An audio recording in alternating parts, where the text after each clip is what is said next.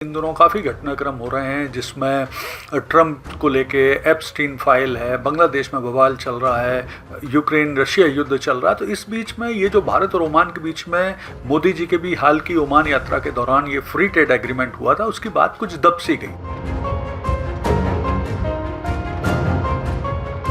Free trade agreement यानी CEPA के अंतर्गत भारत को भारतीय गुड्स को ओमान में 98% वस्तुएं भारत की जीरो टैरिफ के अंतर्गत आ जाएंगी।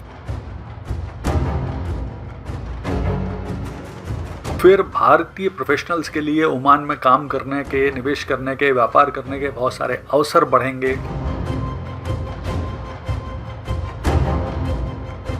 नमस्कार दोस्तों, आज बात करेंगे एक इम्पॉर्टेंट डेवलपमेंट की, और वो डेवलपमेंट ये है कि भारत और ओमान के बीच में हो गया है एक ऐतिहासिक फ्री ट्रेड एग्रीमेंट।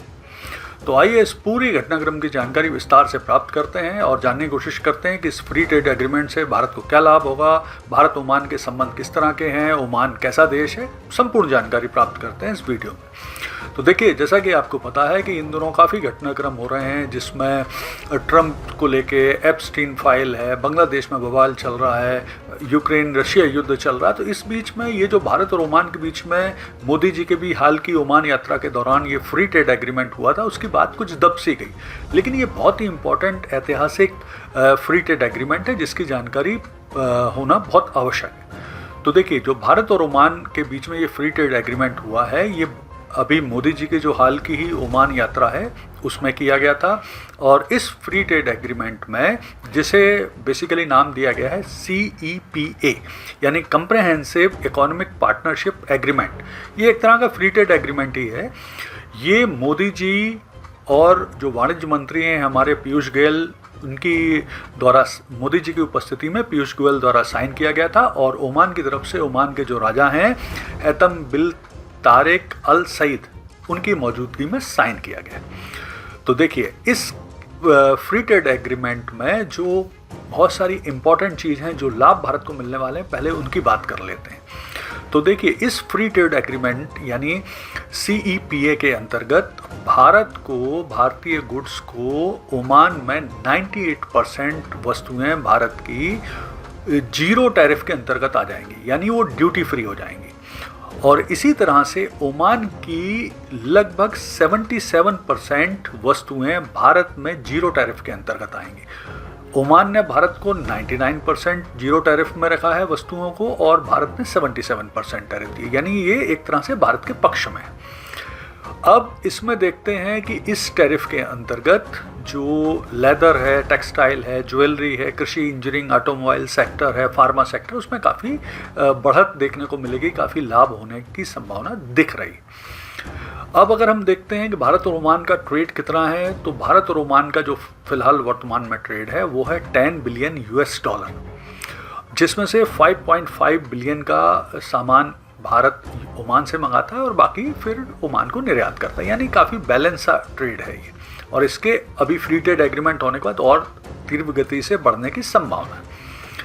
भारत को इस फ्री ट्रेड एग्रीमेंट से क्या लाभ होगा, तो उसको भी देख लेते हैं। सबसे पहली चीज़, जैसे मैं बता ही चुका हूँ कि भारत की 99% चीज़ें ओमान में जीरो टैरिफ के अंतर्गत आएंगी, यानी ड्यूटी फ्री हो जाएंगी। इसके अलावा भारतीयों को ओमान में जाकर सेवा देने, काम करने के लिए बहुत सारे और मौके मिलेंगे।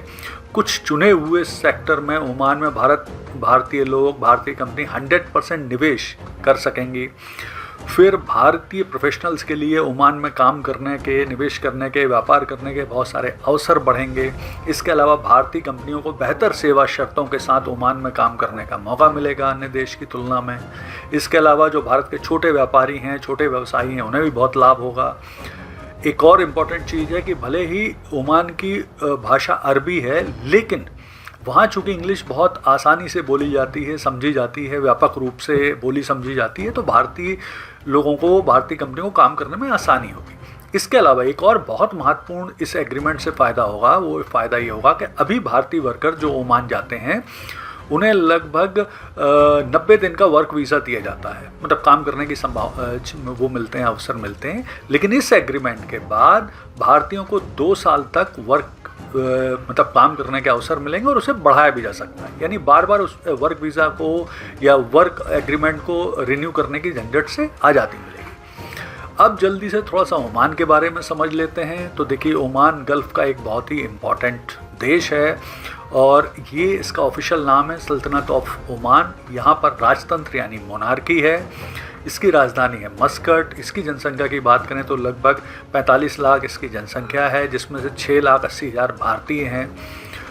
यहाँ की भाषा, ऑफिशियल भाषा अरबी है, धर्म इस्लाम है और मुद्रा यहाँ की ओमानी रियाल है। और इतनी स्ट्रॉन्ग है ये कि एक ओमानी रियाल में 232 भारतीय रुपए आते हैं। वर्तमान जो यहाँ के सुल्तान हैं वो हैं हैतम बिन तारिक अल सईद, जो कि 2020 से सुल्तान है। यहाँ की जो अर्थव्यवस्था है मुख्य रूप से तेल पर आधारित है, प्राकृतिक गैस पर आधारित है, लेकिन अब उसमें वो डाइवर्सिफाई कर रहे हैं, टूरिज़्म वगैरह को भी इम्पोर्टेंट बना रहे हैं, सेवा सेक्टर को भी इम्पोर्टेंट बना रहे हैं। भारत से संबंधों की बात करें तो भारत ओमान के बहुत ही ऐतिहासिक और अच्छे संबंध रहे हैं लंबे समय से। भारत ओमान नियमित रूप से अल नाज़ा करके एक युद्ध अभ्यास करते हैं और एक अच्छी चीज़ ये है कि ओमान कभी भी भारत विरोधी ज़्यादा बातचीतों में संलग्न नहीं रहा है, तो ये एक अच्छी चीज़ है भारत में। वहाँ पे लगभग, जैसा मैंने बताया, 6,80,000 के लगभग भारतीय रहते हैं। वहाँ पर 1909 का बना एक मोतेश्वर शिव मंदिर भी है, यानी लिबरल भी है ओमान काफ़ी। और इम्पॉर्टेंट चीज़ ये है, रोचक चीज़ ये है कि ओमान गल्फ़ में ऐसा पहला देश है जिसने इनकम टैक्स लगाया है। और भारतीय नौसेना को 2018 से ओमान के एक दुक्कम पोर्ट है जिसमें इमरजेंसी एक्सेस भी मिला हुआ, मतलब एक्सेस मिला हुआ वहाँ पे काम करने का। तो कुल मिला के अगर हम बात करें तो भारत ओमान के संबंध बहुत अच्छे हैं, ऐतिहासिक हैं। और अब इस फ्री ट्रेड एग्रीमेंट होने से निश्चित तौर पे इससे भारतीयों को, भारत कंपनियों को, लोगों को, व्यक्तियों को लाभ होगा। और जिस तरह से अभी हाल में ही भारत ने यूके के साथ फ्री ट्रेड एग्रीमेंट किया है और अब ओमान से कर लिया है, तो और भी कई देशों के साथ फ्री ट्रेड एग्रीमेंट होने की राह खुल जाएगी। धन्यवाद।